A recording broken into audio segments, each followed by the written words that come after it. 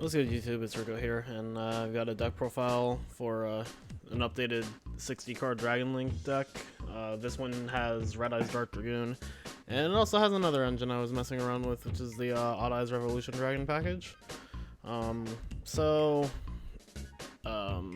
went back to Dragon Link after playing Infernoble Knight for a little less than a month. I want to say like 3 to 4 weeks, roughly. Was on Infernoble Knight. I still really enjoy that deck. The reason I went back to this is really mostly just because of Red Eyes Dark Dragoon. I think that card is absolutely ridiculous. And I feel like as long as it's so easily accessible, it should be, it should attempt to be abused. And Infernoble Knight just really doesn't have a way to effectively abuse it. Like, there are lines that Infernoble Knight can do to summon Dark Dragoon, but they're just, not worth it, really, over what the deck can do normally. And Dark Dragoon in this kind of fixed the issues I had with how I was playing Dragon Link before. Before I ended up just settling on the VFD build because I was like, okay, so ending on VFD is just ends up being more effective than anything I was trying to do, but with Buster Lock, Warlord, Savage, Unchained Abomination. It just felt too fragile. And Dark Dragoon honestly managed to make it feel a lot less fragile, because now, instead of ending on an Unchained Abomination, I'm ending on 2 Omni Negates, an Appaloosa, and a Buster Lock. So overall, it just feels a lot stronger. And then I actually just put in the Odd Eyes Revolution Dragon package after seeing Jesse Cotton's just Chaos Thunder deck that was running the package. I thought that it also had some neat application in Dragon Link. The one concession I had to make, sadly, by putting that package in is that I massively cut back on defense. I'm only maining 1 hand trap, and I'm maining 1 individual hand trap with 3 copies of it, obviously. And I ended up having to dedicate a lot of my side to just having more hand traps, because when I tested this at locals tonight, I could just utterly dominate any game where I was playing. I could blast through just about anything. The games I was struggling with were the ones where I just couldn't deal with opposing combo, which there isn't a lot of combo at my local, so I was kind of trying to play to the room.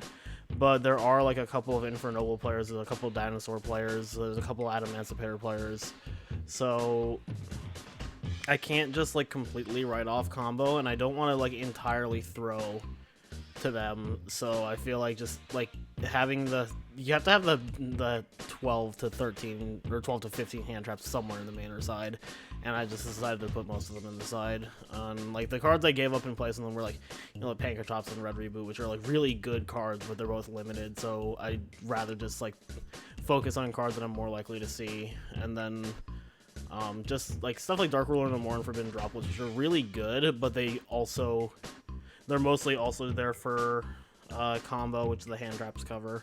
So it's just some concessions I had to make, but I didn't really like playing the deck with the hand traps main, because while you can combo off with just 1 or 2 cards, it's so much easier to just blast through any disruption your opponent has if you just have a million extenders.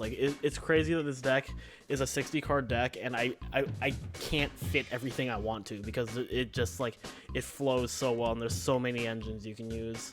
It's insane. But yeah, let's just get into the deck. So Rocket Engine is still just 3 Tracer, 1 Recharger, and 1 Absolrouter. Still don't really need anything else, especially without Unchained Abomination. The rest of the rockets are kind of just bad, or just not necessary. Router is kind of nice with some of the things I did for the Odd Eyes Revolution package, to the point that I almost wanted to play 2 of it. It synergizes really well with Chaos Space, with Dragon Ravine, even with Starly Cypher, because you can ditch it and then add an Octavision. I just didn't have space for the second one. But it might be something I consider trying to fit in again, just because it's actually not horrible to draw. It's actually pretty good to draw, as long as you draw a discard outlet, in which there's so many in this deck. But yeah. 3 Cypher, Collapse Serpent, Wyver Burster, hasn't changed. 3 black metal and 1 Red Eyes Darkness Metal Dragon.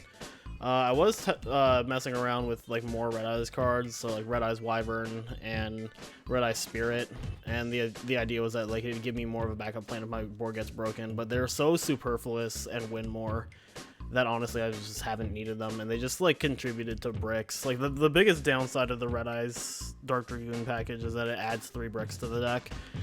So having more bricks like that just like made things worse. And honestly, that was also one of the reasons I wasn't really big on hand traps. Is that like with just more cards you don't want to draw, like the hand traps can be good, but they can also be pretty average. So yeah. So these are the only Red Eyes cards I play aside from Red Eyes Black Dragon, obviously, but that's really all you need. And then the last 1 card starter is, well, 1 card starter that's a monster is 3 Chamber Dragon Maid, just because this grabbing Hospitality is really good. And like this actually synergizes pretty well with Cypher, because you can like Cypher to grab back or ditch the Chamber Dragon Maid, add Collapse Serpent or Wyver Burster, make Striker go through your whole combo, and then later on you could like Pisty back the Chamber, grab Hospitality, and then you just have more bodies. So yeah, she's been really nice. I cut her for a little bit, and then I put her back in just because, like, there's a high number of normal summons in this deck, but the 1 card starters are so absurdly good. And if you draw 2 of them, that's more or less essentially just having a 2 card combo. So, like, it's not really much of a difference, but, like, they're such strong standalone cards that I feel like they're all just really important. And then other dragons, there's Noctivision Dragon. I love this card so much. This card's insane. Just like so chain blocking, just like card advantage replaces itself. This card's wild. Absolutely love it. Red Rose and White Rose, you have to play them. I've never really found myself needing the second White Rose. Like, you're not really gonna draw it too often anyway, and even when you do, like, you can generally play around having it in your hand, and then even if you can't, there's so many extenders in this deck that you might not even need the body to summon from Red Rose Dragon. So but yeah, so I've never really felt the need for the second White Rose. And then 1 Levianeer. This is even more searchable than it was before because I put Brotor in the deck. So before, my old like combos would just be if I started with Chamber Dragon Maid or with Cypher, then I would grab Black Metal Dragon. If I started with Black Metal Dragon, I would grab Cypher. Now, regardless of what I start with, I just grab Brotor to grab Levianeer, because this will rip a card out of my opponent's hand, which is essentially a disruption. And then like the biggest issue I had with Levianeer in the past was that like I couldn't guarantee getting to it, which is one of the reasons I really like Dragon Shrine. But with Brotor just grabbing Levianeer, using it on the first turn to rip a card out of my opponent's hand, and then just like having it in the graveyard on deck if I draw into a Cypher is just really great. So like I see this card way more often now, and it's way more useful with Brotor. It's like kind of hefty of a cost just because of the discard, but usually you can get away with it. Like the main combos, you really need to discard like once or twice, and then you almost always have 1 card left over in your hand for Dragoon. So yeah, Dragon Buster. I feel like, in theory, this card's not necessary. Like, if you end on Dragoon, Borreload Savage, Appaloosa, that's probably just really strong. Like, even if your opponent doesn't kill you, that's probably enough to just, like, let you survive. Or even if your opponent doesn't die, rather. But, like, the problem is that, like, if you do that, in sideboarded games, you leave yourself open to Dark Ruler no more, and you leave yourself open to Forbidden Droplet. So Dragon Buster just is kind of like the necessary evil to make it so you don't just like auto lose to those cards, because that was a problem. Again, that was a problem I had with the older version of this I played, where I would end on Unchained Abomination, but I couldn't guarantee the Dragon Buster, or I only had 1 negate, so I couldn't like guarantee Savage would protect it properly.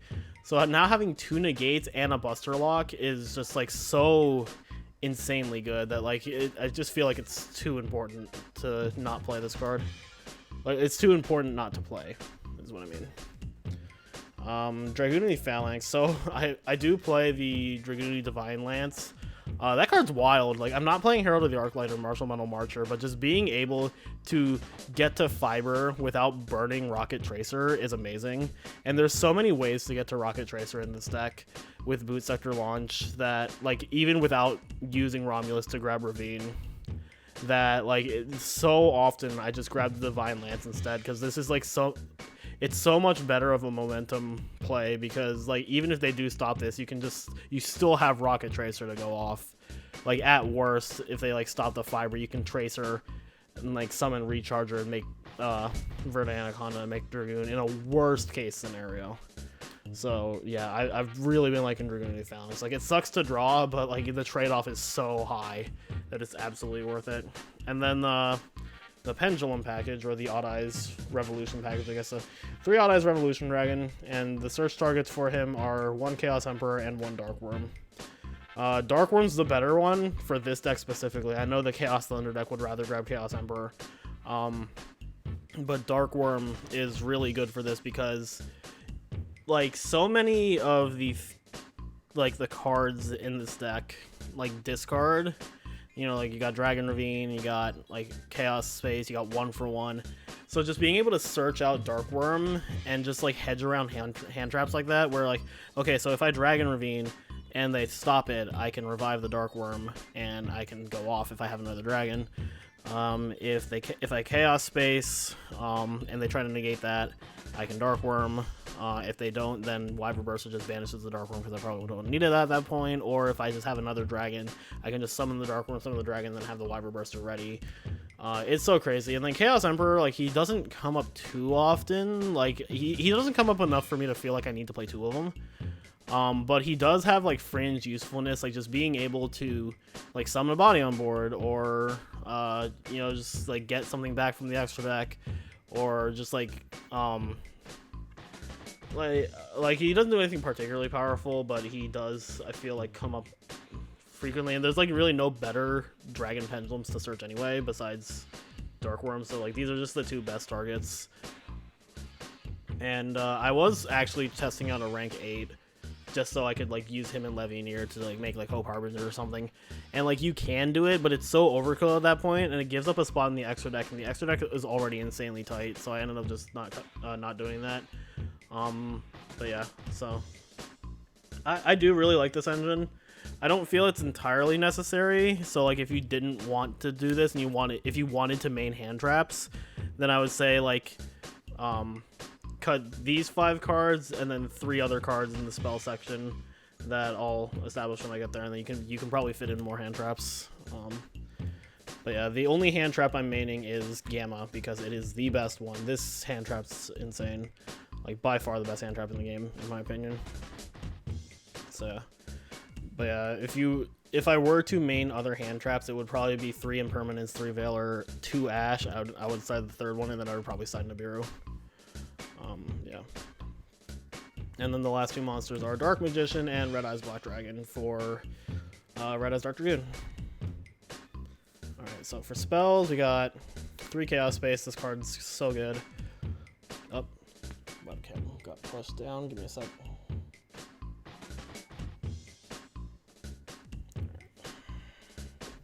Give me 1 sec. Jesus Christ. Okay. 3 Chaos Space. Yeah, this card's just insane. Yeah, 3 Quick Launch. Also just good. Emergency Teleport to just immediately get Rocket Tracer is really good. So I play 3 Dragon Ravine and 1 Terraforming. Again, this was, like, in tandem with the Odd Eyes Revolution Dragon package. Is that, like, you're so likely to get Dark Worm into your hand that, like, this essentially just becomes really powerful because you can just ditch the Dark Worm, ditch Router. So you have Dark Worm on hand, you have Tracer on hand, and it's super good. Like, it's just such a powerful 2-card combo that I really like the interaction with it. I was playing Foolish Burial also, but it was also one of the cards I cut. It was, like, the Foolish Burial, the second Absorauter, and 2 other cards I don't even remember were cards I cut to fit in Gamma because I couldn't fit Gamma in the side, so I just decided to main it because it's the best hand trap. But yeah, if you wanted to play hand traps instead of the Odd Eyes package, I would just say only play the 1 Ravine and then like cut these and the 5 Pendulum monsters, and then you can put in 8 hand traps along with the 3 Gamma, so you would have 11 hand traps, and then I would side 4 more. But yeah. 3 World Legacy Guard Dragon and 1 Monster Reborn. I feel like on paper these cards aren't that amazing, but then in practice they're just absolutely crazy. So like I can't really imagine cutting them. They're just too useful for this deck, especially because you just need dragon bodies for everything in this to walk. 3 Triple Tactics talent. So like I have a love-hate relationship with this card. I feel like in theory, as a reactive extender, you should only play like cards like this. Like reactive extenders are basically extenders that require your opponent to do something. I feel like they're only really that great in the absence of other extenders, and there are a lot of extenders this deck can play. The reason I think Tactics in theory is an exception is just because it's such an absurdly powerful card when it does resolve. Being a draw 2, a change of heart, forceful sentry, like just like it does too many powerful things for me to feel like it should, like any combo deck shouldn't play it, because I feel like every combo deck should play it. Because if your opponent like disrupts you and you play this card and you have enough to walk, otherwise you're just gonna win. So it's just too good not to play, even though I feel like in theory there would be a better option. There really just isn't. So yeah, I do feel like every combo deck should probably be playing this card. 1 for 1, just to grab Black Metal Dragon.